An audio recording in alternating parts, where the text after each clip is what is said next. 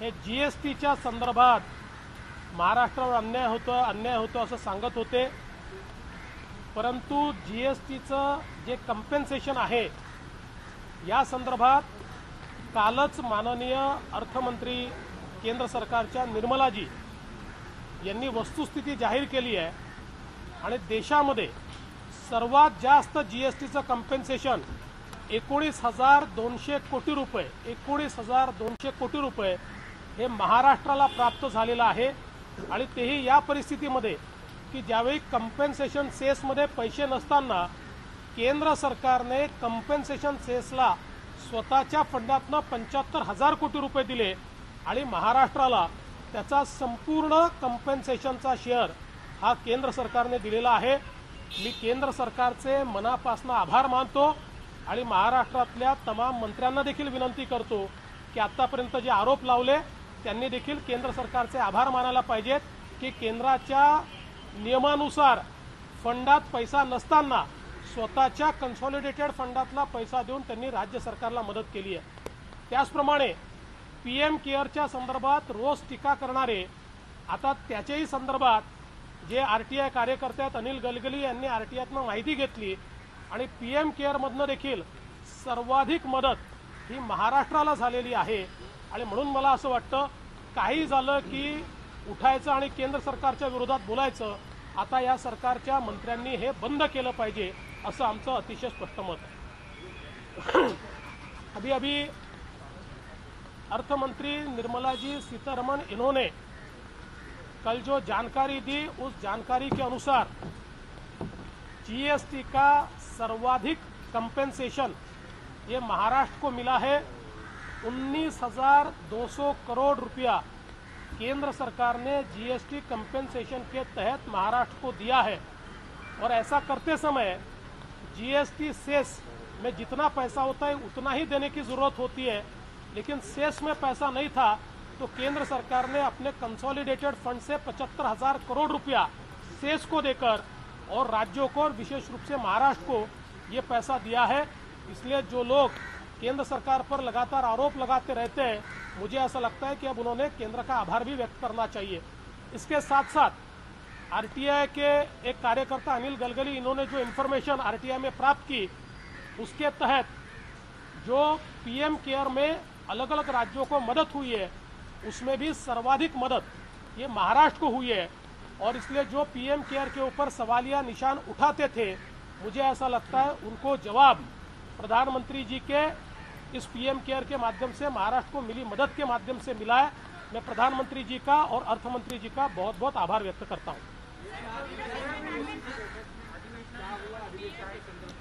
देखिए, उसके बारे में आधिकारिक तौर पर सरकार की ओर से घोषणा होगी, संसदीय कार्य मंत्री करेंगे। लेकिन जहाँ तक जो बैठक में निर्णय हुआ है उसमें अधिवेशन पोस्टपोन करने का निर्णय लिया गया है। और सरकार की ओर से एक बात कही गई थी कि लिमिटेड लोगों में अधिवेशन लिया जाए, लेकिन हमने उसमें बहुत स्पष्ट किया कि हम सरकार को सारे तरीके से मदद करेंगे, लेकिन लिमिटेड लोगों में अधिवेशन लेना ये संविधान में नहीं बैठेगा।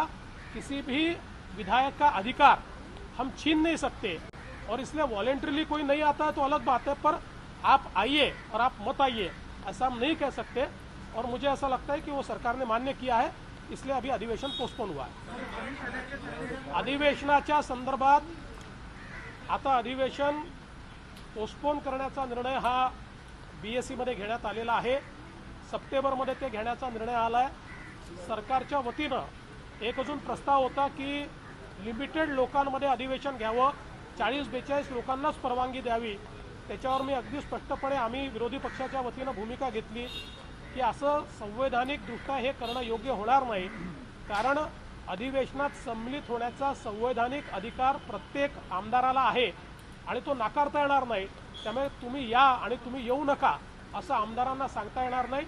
त्यामुळे जेव्हाही अधिवेशन घ्यायचं आहे व्हॉलेंटरीली जर एखादा आमदार आला नाही तर त्याला ती सूट आहे, पण तुम्ही येऊ नका असं जर म्हटलं तर ते प्रोसिडिंगही इनव्हॅलिड होईल। त्यामुळे मला वाटतं आता याची या संदर्भातला तो आता निर्णय होणार नाही आहे आणि सप्टेंबरमध्ये आता हे अधिवेशन होईल। त्याची जी काही घोषणा आहे ती सरकारच्या वतीनं केली जाईल।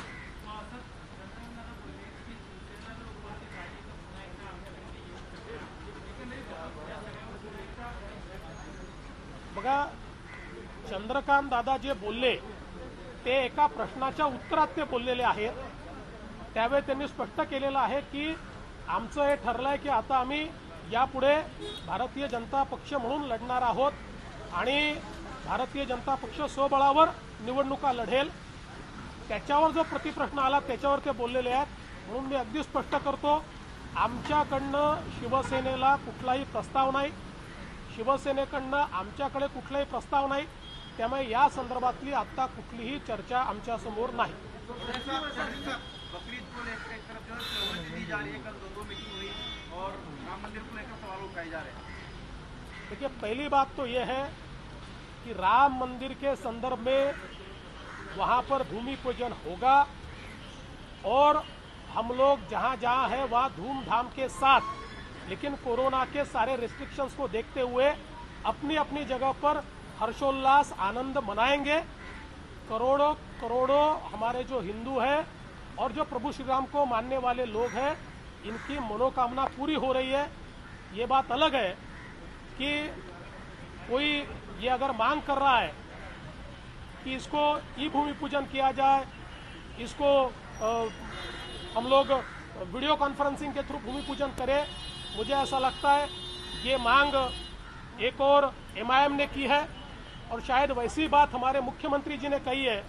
तो मुझे बड़ा आश्चर्य लगता है कि एमआईएम और मुख्यमंत्री जी ये एक ही बात क्यों कर रहे हैं, लेकिन उनकी बात उनके तक सीमित है. हमारा स्पष्ट मानना है कि ये भूमि पूजन अच्छे से होना चाहिए, कोरोना का फिजिकल डिस्टेंसिंग ध्यान में रखते हुए, लेकिन पूरी शानो शौकत के साथ ये भूमि पूजन होना चाहिए, ऐसा हमारा बिल्कुल स्पष्ट मत है.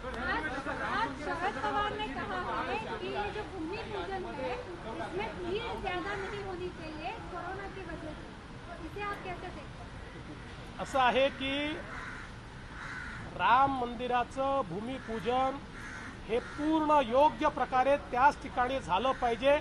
ही करोडो करोडो हिंदूंची आस्था आहे, तीच सगळ्यांची भूमिका आहे. केंद्र सरकारने आणि विशेषतः ट्रस्टनं हे अतिशय स्पष्ट केलेलं आहे. सर्व प्रकारचं फिजिकल डिस्टन्सिंग ठेवून कोरोनाच्या संदर्भातले सगळे काही नियम आहेत ते पाळून हे भूमिपूजन केलं जाणार आहे. केवळ दोनच लोकांनी मागणी केलेली आहे. एक इम्तियाज जलील यांनी एमआयएम तर्फे मागणी केली आहे आणि परवाच्या आपल्या इंटरव्ह्यूमध्ये माननीय मुख्यमंत्रीजी या ठिकाणी असं बोलले आहेत. पण या दोघांचं जरी हे मत असलं की ई भूमिपूजन करावं किंवा व्हिडिओ कॉन्फरन्सिंगवर भूमिपूजन करावं, तरी करोडो करोडो हिंदूंचं स्पष्ट मत आहे की पंतप्रधानांनी जागेवर जाऊन भूमिपूजन केलं पाहिजे. सगळे नियम पाळले जातील, गर्दी कुठेही होणार नाही आणि योग्य प्रकारे भूमिपूजन होईल.